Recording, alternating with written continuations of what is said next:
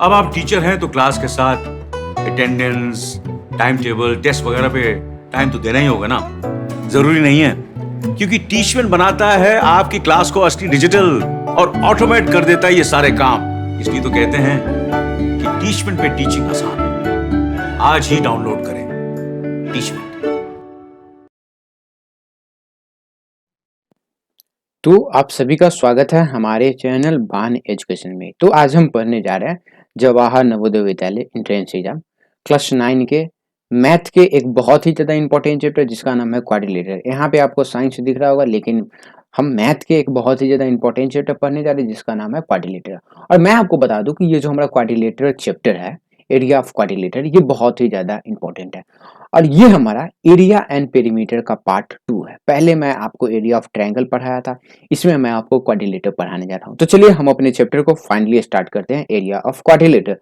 तो chapter start करने से पहले मैं आपसे एक बार रिक्वेस्ट करूंगा कि अभी तक अगर आपने हमारे चैनल बान एजुकेशन को सब्सक्राइब नहीं किया है तो आपको रेड बटन में आपको सब्सक्राइब का बटन दिख रहा होगा, इसको आप दबा दीजिए। बगल में आपको एक बेल आइकन दिख रहा होगा, इस बेल आइकन को भी दबा दीजिए।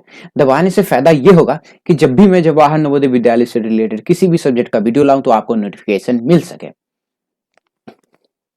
तो इस वीडियो में हम पढ़ने जा रहे हैं area and perimeter of quadrilateral figure. तो इस वीडियो में हम क्या पढ़ेंगे, क्वाड्रिलेटरल फिगर, चाहे वो हमारा क्वाड्रिलेटरल हो जाए या वो हमारा पैरेललोग्राम हो जाए, वो हमारा रोम्बस हो जाए या हमारा स्क्वायर हो जाए या रेक्टेंगल हो जाए। तो इन सारे चीज का, इन सारे क्वाड्रिलेटर के हम एरिया और पेरीमीटर दोनों साथ में पढ़ेंगे।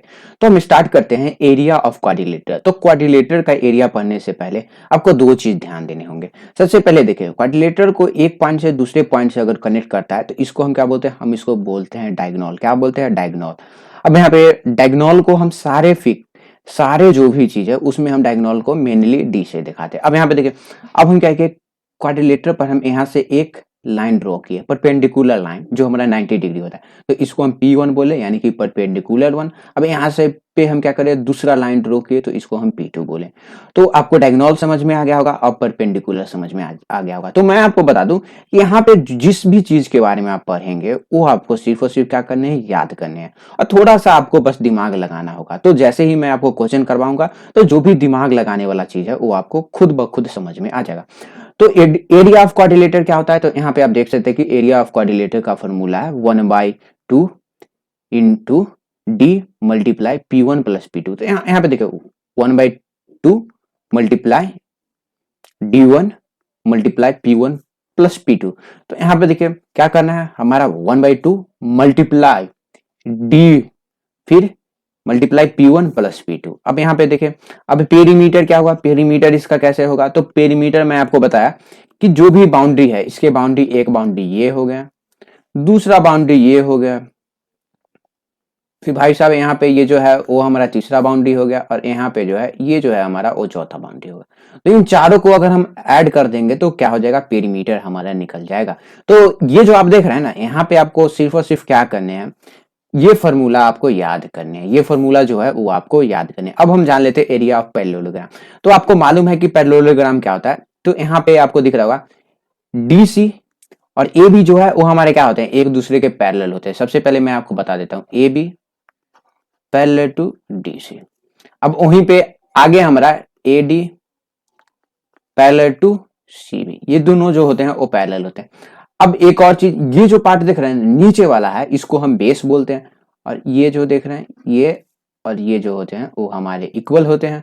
अब ये और ये साइड जो होते हैं वो हमारे इक्वल होते हैं। तो हम कैसे निकालेंगे, तो यहाँ पे देखिए, ये जो पार्ट देख रहे हैं ये 90 डिग्री है, एक लाइन खींचा गया जिसको हम बोलते हैं हाइट। क्या बोलते हैं, हाइट। तो हम इसको कैसे, इसका एरिया निकालते हैं, तो इसका एरिया है, area equal to base into height, base into height, यानी कि बेस मल्टीप्लाई हाइट। तो यहाँ पे आपको दिख रहा होगा कि मैं क्या करता हूँ, सबसे अच्छा मैं यहाँ पे आपको बेस बता देता हूँ। ये जो जिसको मैं पीला कर रहा हूँ ये क्या होगा, ये इसका बेस हो गया, और ये जो रेड कलर का है वो इसका हाइट है।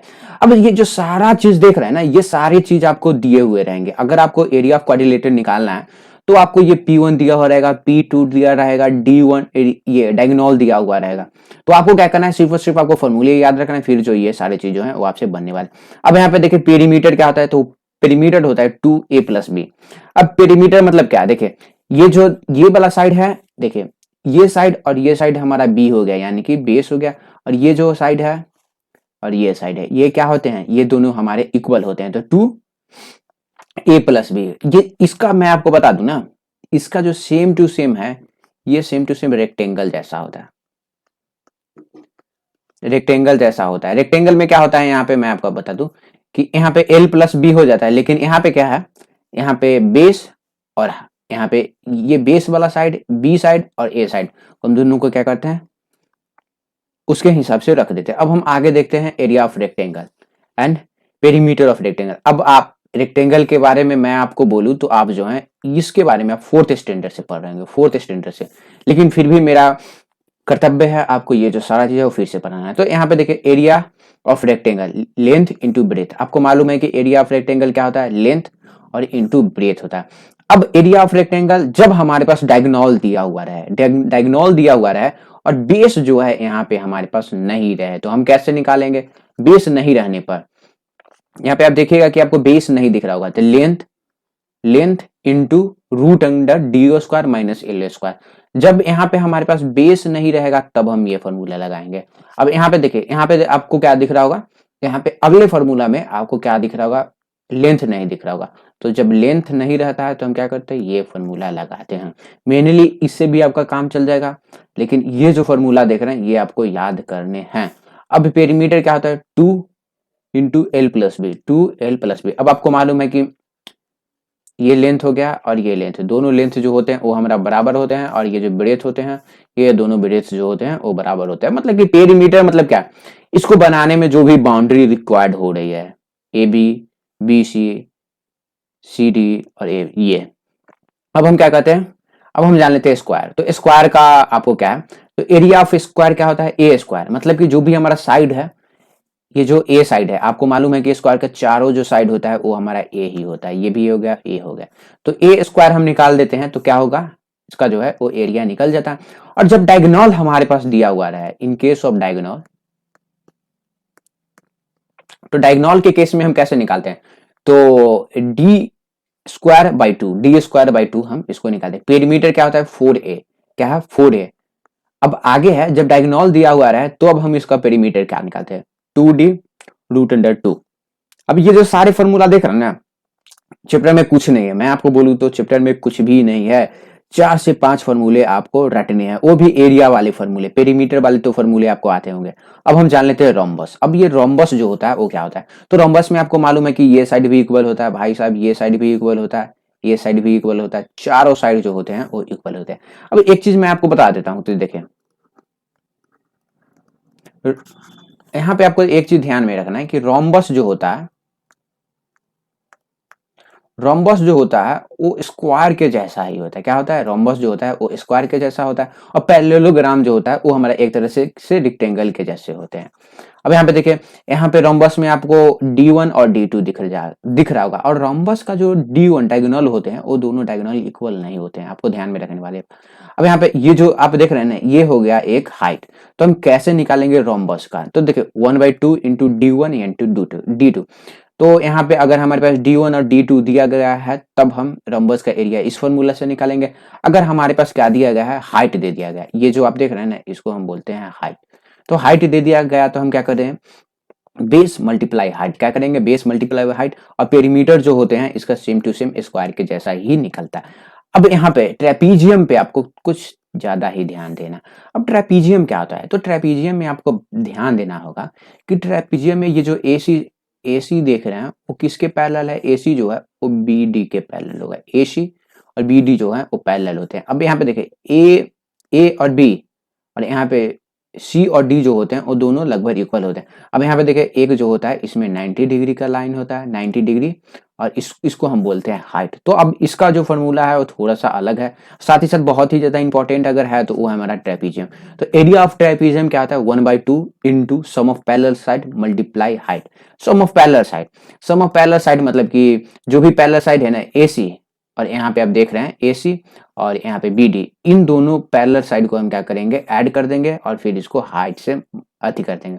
अब यहाँ पे देखिए 1/2 into sum of parallel side. अब यहाँ पे देखिए ये जो फॉर्मूला है ना, ये जो फॉर्मूला है वो थोड़ा सा गलत है, यहाँ पे लिखा गया यहाँ पे बेसिकली हमारा क्या होगा वो फार्मूला को मैं यहाँ पे करेक्ट कर देता हूँ। तो ये जो फार्मूला है हमारा 1/2 multiply A plus B by height. अब यहाँ पे देखिए इसको आप क्या मान लीजिए, इसको आप ए मान लीजिए और आप इसको बी मान लीजिए। तो इसका फार्मूला क्या होता है 1/2 इंटू ए प्लस बी मल्टीप्लाई हाइट। ये जो है ये बहुत ही ज्यादा इंपॉर्टेंट है, आपको ध्यान में रखने।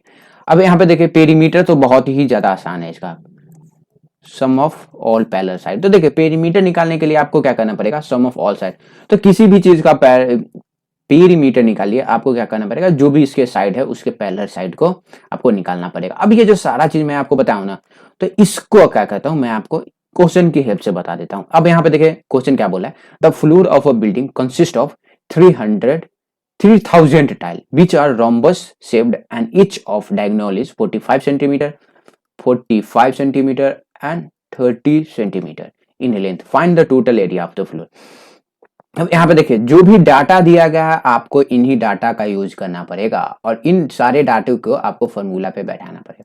अब यहाँ पे क्या बोला है कि एक फ्लोर है उसमें 3000 टाइल्स लगा हुआ है और ये जो 3000 टाइल्स है वो रोम्बस शेप का सा रोम्बस शेप का है और उस एक रोम्बस शेप का जो टाइल्स है, एक जो भी हमारा टाइल्स है उसका जो डायगोनल है 45 सेंटीमीटर और 30 सेंटीमीटर। तो आप क्या कीजिएगा, आप इसको पिक्चर की हेल्प से बना दीजिएगा। तो एक डायगोनल इसका कितना है, एक डायगोनल जो है इसका वो 45 सेंटीमीटर है और दूसरा डायगोनल जो है वो इसका 30 सेंटीमीटर है। तो हम क्या करेंगे, एक रोम्बस शेप का जो हमारा टाइल्स है उसका एरिया निकालेंगे। तो इसका एरिया निकालने के लिए क्या फॉर्मूला होता था, तो मैं आपको बताया था कि क्या फॉर्मूला होता था। तो फॉर्मूला इसका होता था 1/2। तो यहाँ पे मैं लिख देता हूँ फॉर्मूला ताकि ये जो सारा चीज है वो आपको समझ में आ जाए। तो एरिया ऑफ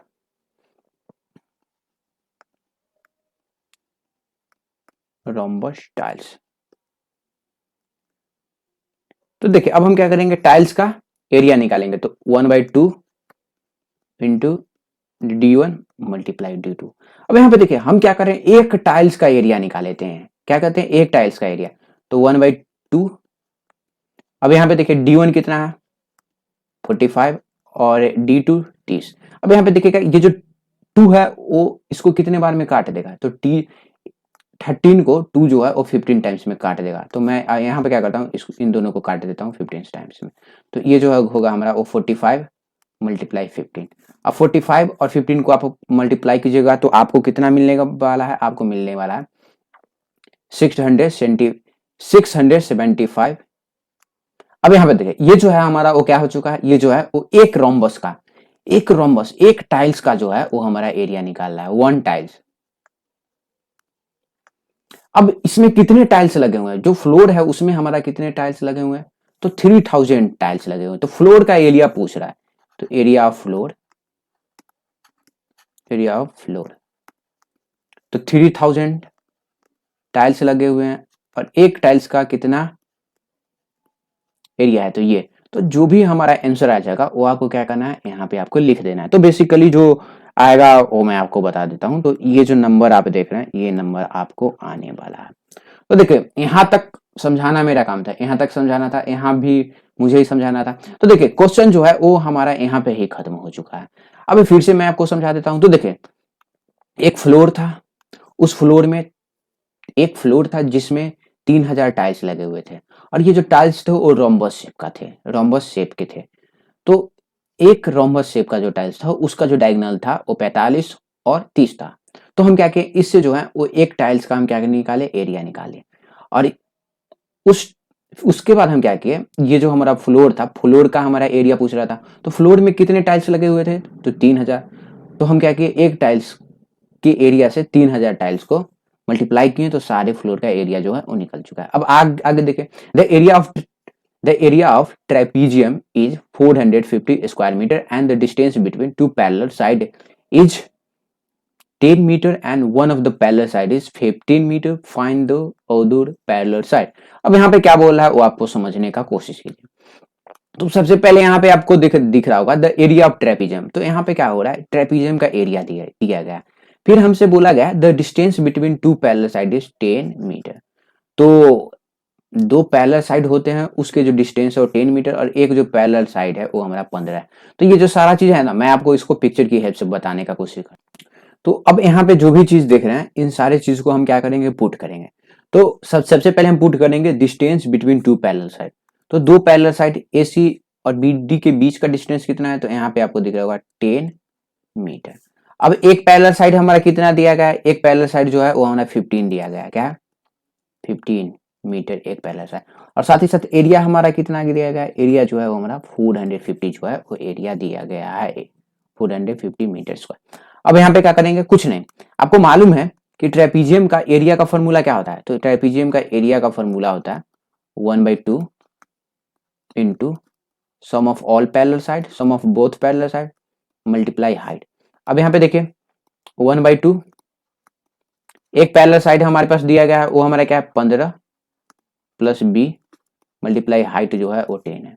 अब यहाँ पे देखिए ये जो 2 है वो क्या करेगा, 10 को 5 टाइम्स में कट कर देगा, 5 टाइम में इसको कट कर देगा।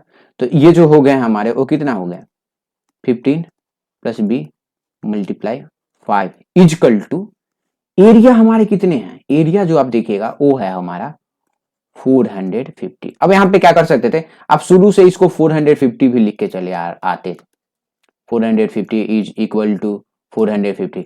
तो यहाँ पे आप ऐसे भी कर सकते थे, क्योंकि आपको मालूम है कि एरिया हमारे पास दिया गया है, एरिया दिया गया है ना, तो हम क्या करेंगे, हमें बेस ये वाला निकालना है एक पैरेलल साइड।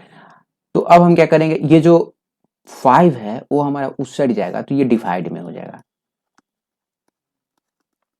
तो ये जो हमारा वो 450 भागा 5, तो ये जो है वो 450 को 19 टाइम्स में कट कर देगा। अब हमें क्या करना है, B निकालना है। तो B के लिए हम क्या करेंगे 90 माइनस 15, 90 में से हम क्या करेंगे 15 को माइनस कर देंगे, तो हमारे पास क्या आ जाएगा 75 जो है वो आ जाएगा। बहुत ही ज्यादा आसान था, कुछ नहीं था, आप जो है इस क्वेश्चन को बहुत ही ज्यादा आसानी तरीके से बना सकते थे। अब आगे क्या है हमारा the diagonal of square field measure 50 metre the area of square field. अब यहाँ पे देखें एक स्क्वायर फील्ड है जिसका जो डायगोनल है वो हमारा कितना है 50 मीटर है। तो हमें क्या करना है, इसका जो है वो एरिया निकालना है। तो एरिया ऑफ ए स्क्वायर,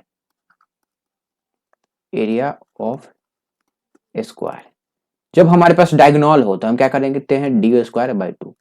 तो D का वैल्यू कितना है भाई साहब, तो 50 का स्क्वायर बाई 2। तो 50 का स्क्वायर कैसे निकलेगा, तो 50 का स्क्वायर हमारा ये आएगा बाई 2। अब आप इसको 2 से डिवाइड कीजिएगा तो आपको क्या मिलेगा, ये जो है वो आपको मिलने वाला है, ये जो है वो आपका आंसर आ जाएगा। अब ये जो क्वेश्चन है आगे का क्वेश्चन ये आपका होमवर्क क्वेश्चन है, मैं आपको क्या कहता हूँ सिर्फ इस क्वेश्चन को समझा देता हूँ। तो हमारा क्वेश्चन क्या बोल रहा है, बहुत ही ज्यादा अच्छा क्वेश्चन है। The length of rectangle is 2 centimetre more than it's breath and perimeter is 48 centimetre, the area of rectangle in square centimetre is. देखें यहाँ पे देखिए, यहाँ इस क्वेश्चन में क्या हो रहा था, हमारे पास एरिया दिया गया था तो हम क्या किए फॉर्मूला लगा दिए और जो भी एरिया दिया गया था उसको आगे रख के अब यहाँ पे भी हम सेम चीज करेंगे, सेम चीज करेंगे। तो सबसे पहले रेक्टेंगल का क्या बोला कि इसका जो लेंथ है, इसका जो ब्रेथ से, यहाँ पे देखिए सबसे पहले मैं है इसको फिर the length of rectangle is 2 centimetre more than it's breath. यहाँ पे देखिए अगर इसका लेंथ x है तो इसका ब्रेथ क्या हो जाएगा x+2 हो जाएगा, क्योंकि 2 सेंटीमीटर ज्यादा है और कभी भी आप देखिएगा तो ब्रेथ जो है वो लेंथ से छोटा ही होता है। तो यहाँ पे लेंथ और ब्रेथ आपको आ गया। अब हम क्या करेंगे इसका पेरीमीटर, तो पेरीमीटर का फॉर्मूला आपको मालूम है, पेरीमीटर क्या होता है रेक्टेंगल का 2 × L+B। अब देखिए 2 लेंथ कितना है, तो लेंथ जो है इसका यहाँ पे देख सकते हैं ये है, तो लेंथ को क्या करते हैं हम x+2। यहाँ पे क्या दिख रहा होगा, अब यहाँ पे एक और चीज देखिए ब्रेथ इसका कितना था, ब्रेथ जो था वो इसका x था, ब्रेथ जो था वो इसका x था। अब यहाँ पे आप क्या कीजिएगा, अब पेरीमीटर जो है ना, आप यहाँ पे पेरीमीटर का वैल्यू भी रख सकते हैं, अभी भी रख सकते हैं या बाद में भी रख सकते हैं।